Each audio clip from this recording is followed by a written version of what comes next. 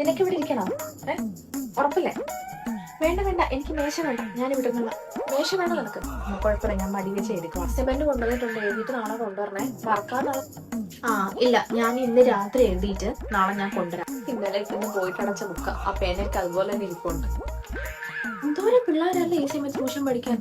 എന്തോരം പൈസ ആയിരുന്നു മിസ്സിന് കിട്ടുന്നേ. ഏത് പാഠം എടുക്കാൻ പോകുന്നത്? ഇന്റഗ്രേഷൻ എടുക്കാൻ പോകുന്നേ.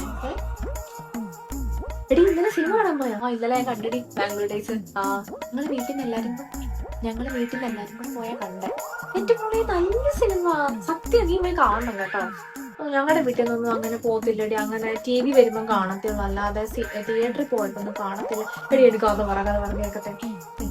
അവിടെ എന്തായാലും അവര് പോണം. നീ പതിയെ പറ, ഞാൻ ഇങ്ങനെ ഇരിക്കാതെ, നീ അങ്ങോട്ട് നോക്കി അങ്ങ് പറ. പതിയെ പറഞ്ഞുതരാം.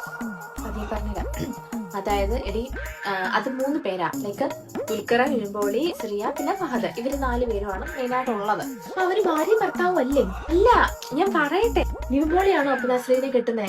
അത് ഫഹദ് ഫാസിലോ? നിവിൻപോളി അല്ല ഭർത്താവ്. ലൈക്ക് അതായത് അജു, കുഞ്ചു, സോറി, അങ്ങനെ വരത്തുള്ളൂ. ആ സിനിമ കണ്ടു കഴിഞ്ഞപ്പോ നമുക്ക് നസ്രിയ, ഫഹദ് അങ്ങനെ ഒന്നും വരത്തില്ല. ലൈക്ക് അജു, കുഞ്ചു അങ്ങനെയൊക്കെ വരത്തുള്ളൂ. അതായത് അജു എന്ന് പറയുന്നത് ദുൽഖർ, കുഞ്ചു എന്ന് പറയുന്നത് നസ്രിയ. ലൈക്ക് അവർ വീട്ടിൽ വിളിക്കുന്ന പേരാ. അപ്പൊ അങ്ങനെയാ. അപ്പൊ അവര് 3 പേരും കുട്ടിക്കാലം തൊട്ടുള്ള ഫ്രണ്ട്സാ. അപ്പൊ അങ്ങനെ